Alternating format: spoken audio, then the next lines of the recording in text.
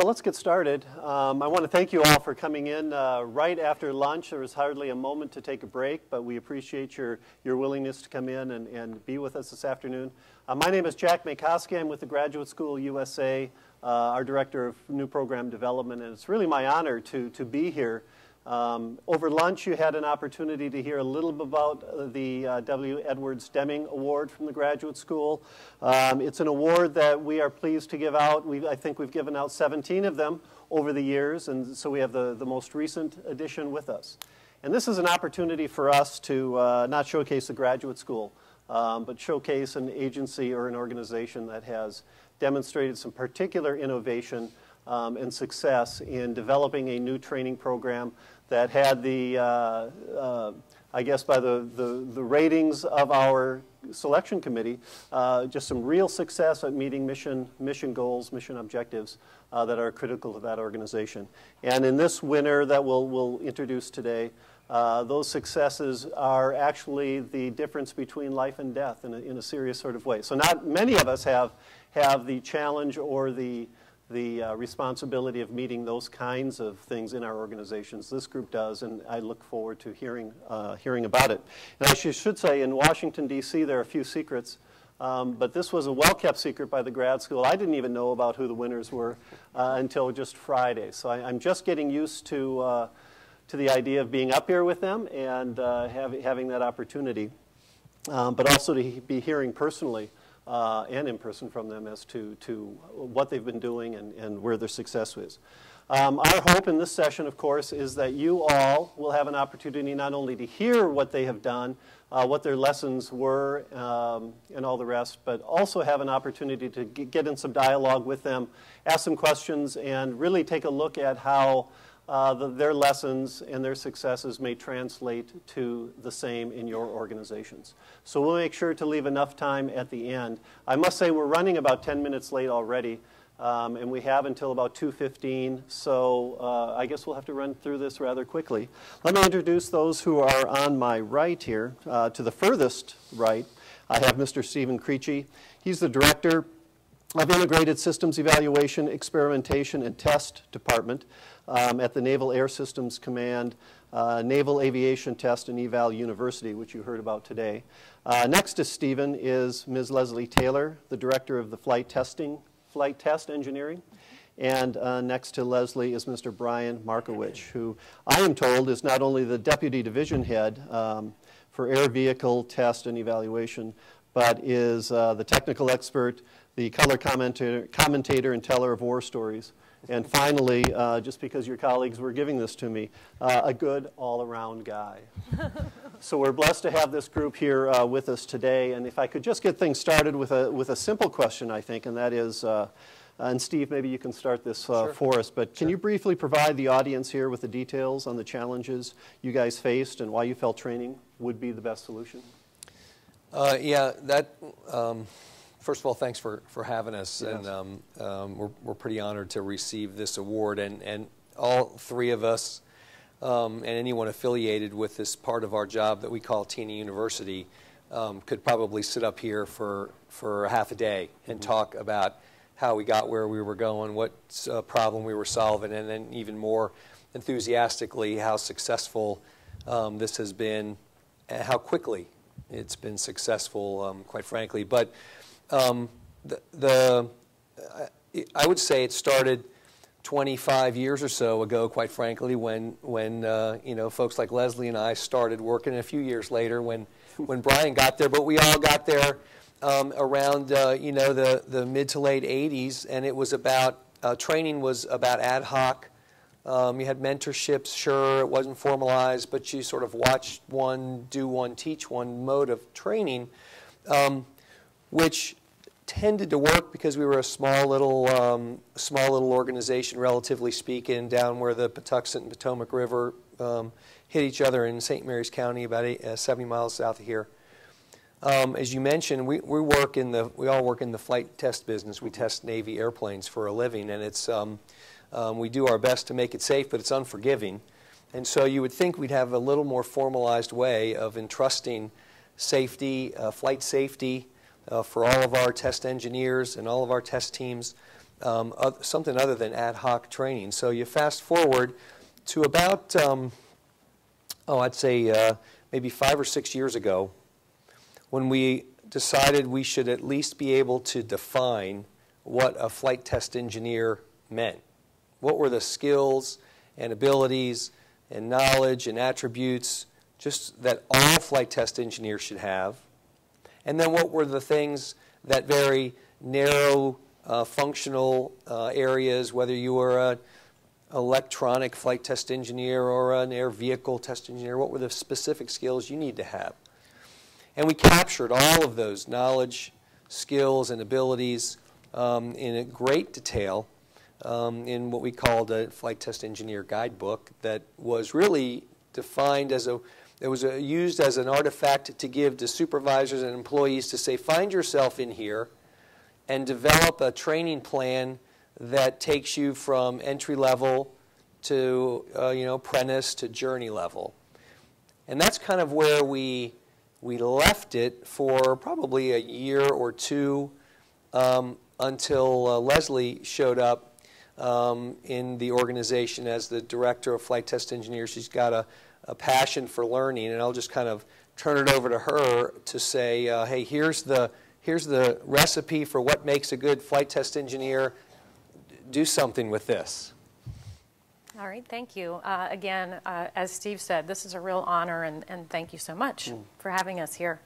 Talking a little bit about the recipe, as Steve alluded to, when I got the job as Director of Flight Test Engineering, I was given a strategic initiative by 2 admirals and 2 senior executive service leads way up above me. And what they had challenged me to do was simply enable technical excellence in test and evaluation, and it had about 7 other things under it. And I thought, oh, great.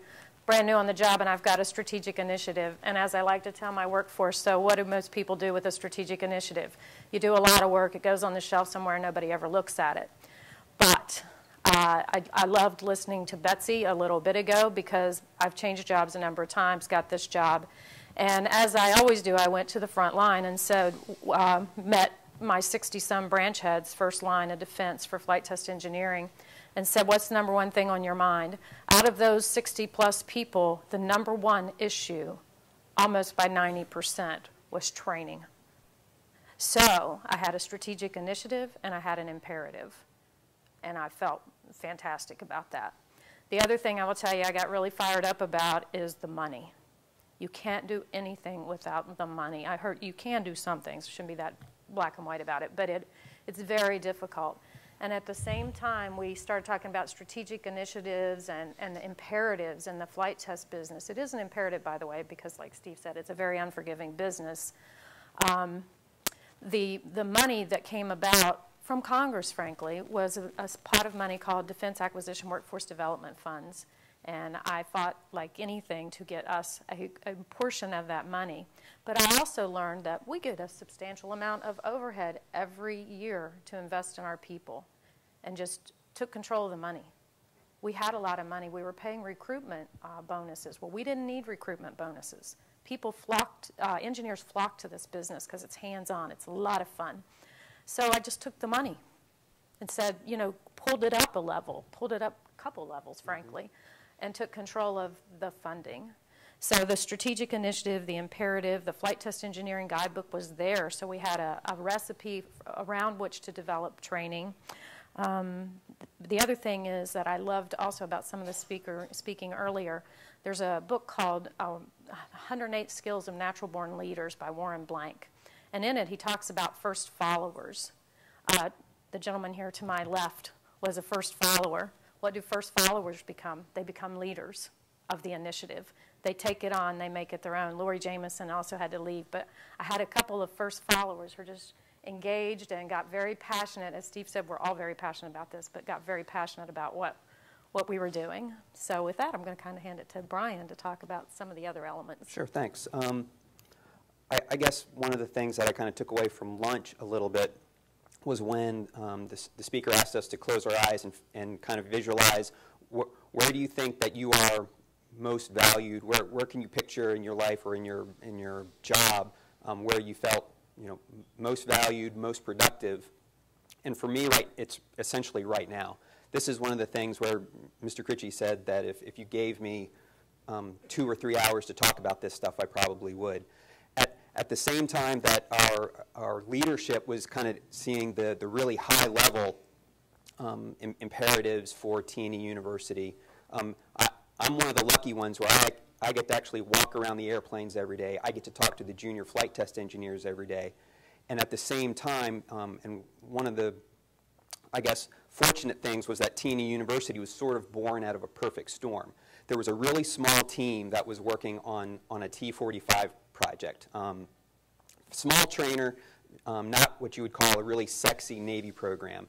And we had 2 or 3 of our journeyman flight test engineers that were recognizing the same things that leadership was seeing, that we don't have a really consistent way of doing this, of teaching our junior and junior journeyman flight test engineers what the job is all about in some sort of methodical method. So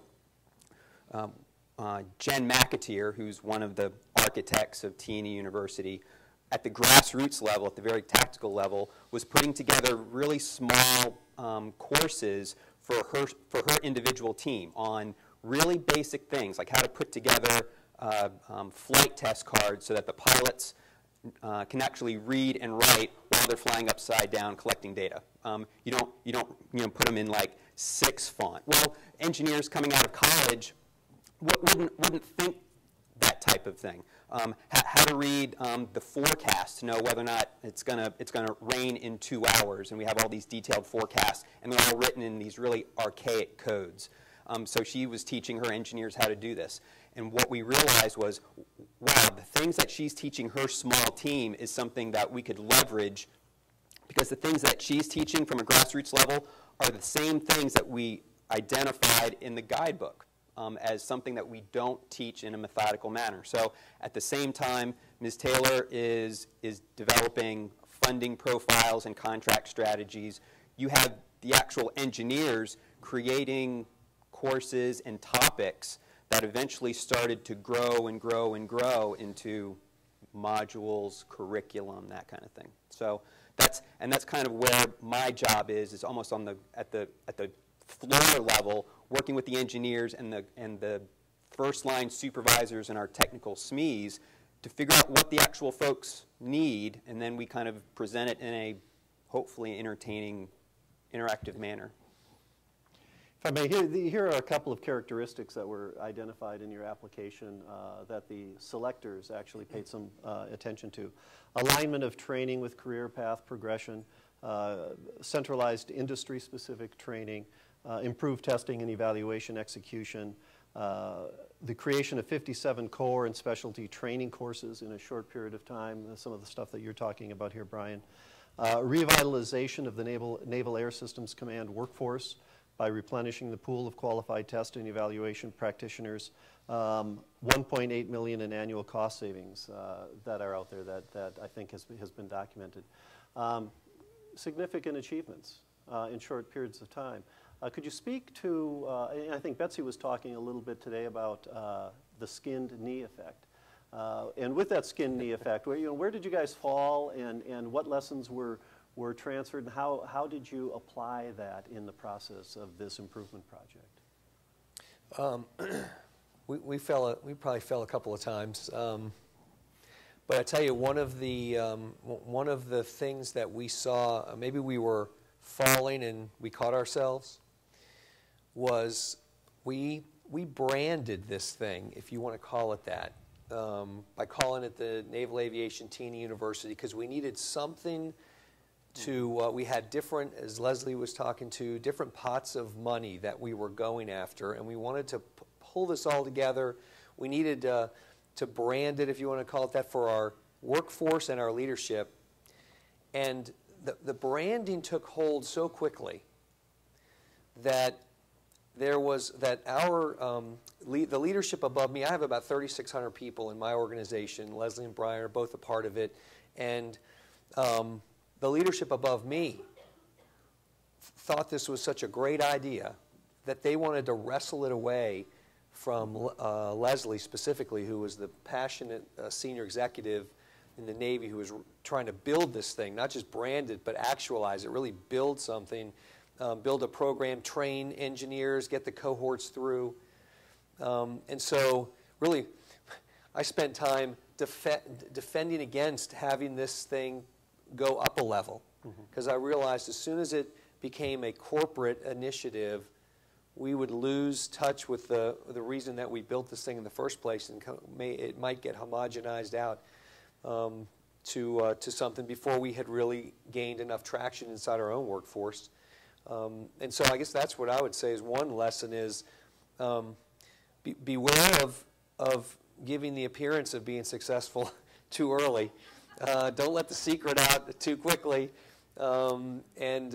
because it could get wrestled away from you. And fortunately, it didn't. And through folks like Leslie and Brian and the others that helped architect this thing, we were able to keep. We still have, to some extent, some control over it. Although we're losing a little of that, seems like every day. But could not agree more. That's I always joke that I say there's another big lesson learned, and that is never call anything zero, because our first cohort was cohort 0, and now we're on our 6th cohort, but it's cohort 5. So if it's very confusing, don't call anything 0. But we did call our cohort 0 the beta testers. I think we learned a lot. Like Steve said, we started falling a couple times. I don't think we've skinned our knees a whole lot. But the one thing I do think we did skin our knees on a bit was not having metrics in place in the beginning. How are you going to prove the business case? Jack mentioned the $1.8 million in savings, and how we arrived at that number was simply how much time have we saved at the branch, at the execution level. So let me explain this for a moment. Test planning and executing tests and reporting tests are our core business. So building out those courses, the core curriculum Brian just mentioned came out at the grassroots level, knowing what every flight test engineer needs to know. Build out that curriculum and everything. But the way our business is done is everybody's work gets reviewed by not just one additional level, but 2 additional levels, because of the importance of getting the plan correct. And this is no different than anybody else's business. Plan, organize, execute, direct, and control work of whatever nature. If the plan is incorrect, and then or it's just a bad plan, then somebody has to review it and kick it back, review it, kick it back, review it, kick it back, and then you finally get it right, and you feel really good about it, right? No, you don't. You're demotivated, you're demoralized. So these are young engineers learning the hard way.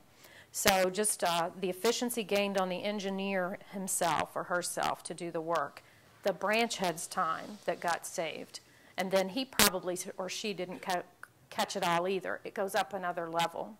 So if you simply do the math of how many test plans we write a year, how many of them get reviewed, how many of them have to get rewritten, and you simply, and we took a little bit of a survey after the fact and asked how much time do you think you've saved?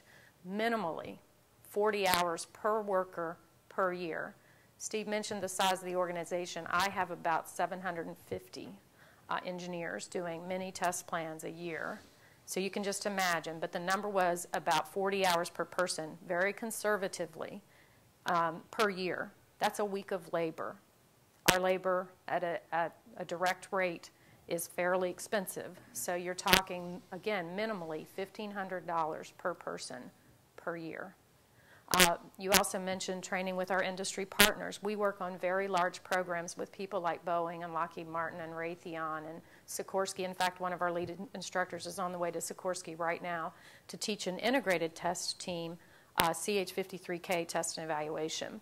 The power in that is unbelievable, meaning because now we have Sikorsky people in the room with government people, and we have to execute the testing the way the Navy does testing. So if we're in a classroom together and we're learning together, all those questions that we stumble around and we get into bad relationship issues because we're arguing over stuff that we simply just don't understand each other's business. A lot of that gets laid to rest in a classroom, and there's power in a classroom itself. Just the sheer nature of a classroom brings down a lot of barriers for communication. So I would say that was another part of the estimating of the savings per year, which is translatable to all the taxpayers in America, so it's a pretty good deal. Yeah, I guess the one skin knee that I've always looked for and am still looking for is because I'm plugged into sort of the junior workforce probably more than most. With that particular, with the millennials, they are plugged into each other like never before. And with their particular relationship across all the different squadrons, across all the different teams, with those guys, bad news sells. So what I always guarded against was if we started seeing courses, and the only way for a course to be really effective is for the people to actually come to it. And as soon as you start to get feedback from the students that it was kind of boring, it wasn't that interesting, it wasn't that effective, that goes like wildfire. And so one of the things that we do for every class is request feedback. And we've all seen the little fill in the bubbles. How much did you like it? 1 through 5. Would you recommend it to a friend? 1 through 5. And we saw that, and we got those initially. And what we saw was either it was all 5s with no real explanations, or all 1s with no explanations. So what we did is we threw those feedback forms out, and instead we just gave them blank pieces of paper. After every class, describe for us, that's your exit criteria if you're getting out of the class. What were some things that you liked about the class, and what are some things that you think could be done better? And so we require that from every student. And how I send them all off is, if there's anything that you didn't like, tell me. If there's anything that you really did like, tell your friends. And so far, that's starting to pay dividends. Excellent. You know, we only have just a few more minutes, so I'd like to turn it to the audience if there are any questions that you may have of the panelists. Sir? I'm fascinated by the concept of not releasing a success too early because, speaking in another field organization, I understand. But so what, did you just not say a lot about it until it got fairly mature to the point where it was entrenched and you thought you could probably hang on to it? How did it go? No, because you needed advocacy all the way up to really to our 3-star admiral commander. You needed advocacy for directing the funding into the right spots, because we were competing for precious overhead dollars for other, with other worthy initiatives, and so it just became, quite frankly, a matter of this is what we're doing. This is the gap we're filling for our part of the organization. We'll get to you. We promise this thing will broaden. So I won't bore you with the numerology, but we're set up as departments, and so I'm a department head. So our initial goal was we're going to train Leslie's test engineers in my department. That's what we're going to do first. And once we do that and get that sustainable, we get the good feedback, we kind of polish it up a little bit, we'll move along to other departments. And then once we do that, we'll move on to other groups in our organization, which is a level above me. So we went from the test and evaluation group. Now we've brought in folks from the engineering group. Leslie mentioned we've brought in other prime contractors that we work with to take these courses side by side with our engineers. So I guess the way that we said, trust us to build this to satisfy our organic training need, and once we get good at that, we'll broaden it, we promise. And our leadership, we had phenomenal support from our leadership all the way up that they let us do it. They said, okay, but hurry up. And thanks to Leslie's passion, we were able to hurry up and have done it much faster than we originally thought. Other questions here? Ma'am? It sounded like most of the training you were speaking of took place in a classroom, and I wondered to what extent you thought just being together in the group situation enhanced the training as opposed to a lot of the training that some agencies are being required to deal with or required to accept today is, online stuff where you do it alone in your office or at your workstation. I know Brian and I both have a passion for that question, so thank you very much for asking it. I meant what I said about the dynamics in a classroom. I'm fortunate enough to teach at night for Johns Hopkins University, and that's one of the great things that I love about the classroom environment, it's just the energy that gets generated. But more important, remember I said that this started as a strategic initiative. You heard about the 50% of us can retire here within the next decade. One of the parts of the strategic initiative was how do you leverage the subject matter expertise in your senior workforce who will be gone in a matter of some of them have already left, in fact. And we are in a very unique, as I'm sure many of you are, very unique world where you learn by doing on the job. So leveraging that subject matter expertise was very important. So getting those folks in the classroom as color commentators, such as Brian, who fills that role, but also I have chief test engineers that work for me. So they're my senior subject matter experts in flight test engineering. They sign off on all of those very dangerous flight test plans. They can be somewhat intimidating to very young people. They're very seasoned senior folks. So they come in and they sit on a panel. They do a panel discussion. And that breaks down so many barriers for people. And we've learned so much. We've learned how maybe we don't communicate as well as we think we do, because you get these questions and you go, wow, that was very interesting. So I would just say that we've been able to resist that can't you do some of this online? As Steve said, and we're still resisting that, because there's a thought process out there that you can do this so much cheaper. Well, you can do something cheaper, perhaps, but you will lose so much of what this was originally designed to do. And one other comment I would make, too, is that part of our organization, part of my organization, is the U.S. Naval Test Pilot School, and we train fleet pilots to become test pilots. It takes about a year. We train about 70 of them a year. And one of the things that comes out of that is a phenomenal esprit de corps. These folks become lifelong. They're entrenched in this hard curriculum for a year together. And we tried to figure out a way to replicate that esprit de corps, where these cohorts that Leslie mentioned, these classes that they're going to take multiple classes together. They're about the same age. They're going to hopefully be with each other throughout their career. And how did we do that? And so we said, you're going to be in a cohort.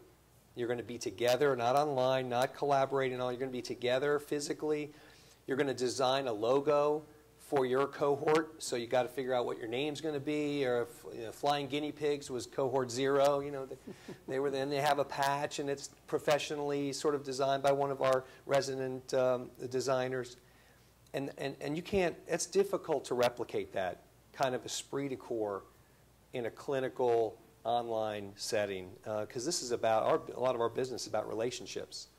You send a pilot up who's going to be risking his life and those of us underneath him or her, and so there's trust. There's trust between engineers on the team. There's trust with the aviators, and so that was a big part of what was designed into this course. One last question, if there's one out there.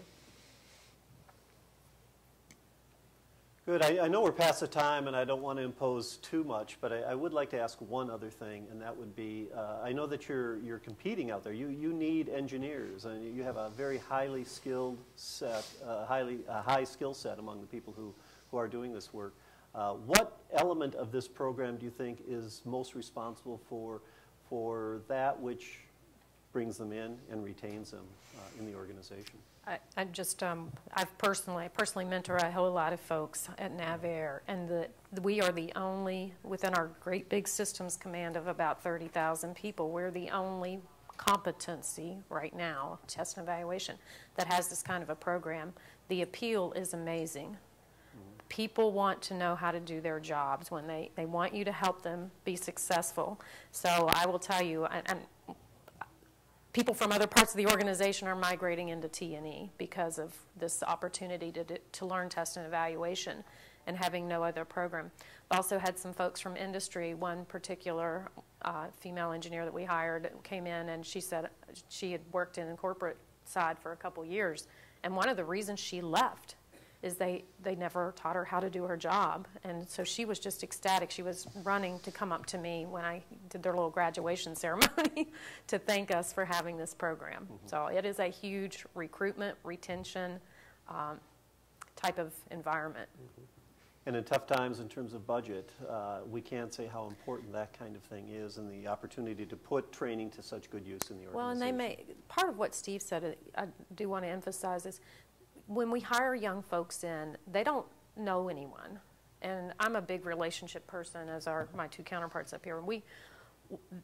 They meet people right off the bat. You put them in a cohort, they establish friendships, they stay. And if you've ever been to Patuxent River, Maryland, it is a rural part of Maryland. So if they don't make friends pretty quickly, they leave. They leave the area. So by design, part of this esprit de corps, this cohort, was to get young, right out of school graduates in a group of friends right off the bat. Well, good. Steve, Leslie, Brian, I want to thank you for taking the time to be with us here today. I'd also like to congratulate you for all the fine work that you're doing. Thanks. And if I might ask the audience to acknowledge that with a round of applause. Thank you. Now, the session was a short one, and I hope that you can be available maybe Sure. for questions if you want to step up and ask any of them something you didn't get to ask in public. And lastly, I would like to say that our 2013 Deming Award process is open. You can visit our website at graduateschool.edu/Deming, as was noted over lunch, for more information. And if you know of worthy organizations that I think are deserving of an award such as this in the area of training, please do pass that information on to them or put the nomination in for yourself. Thank you for attending here, and have a good rest of the day.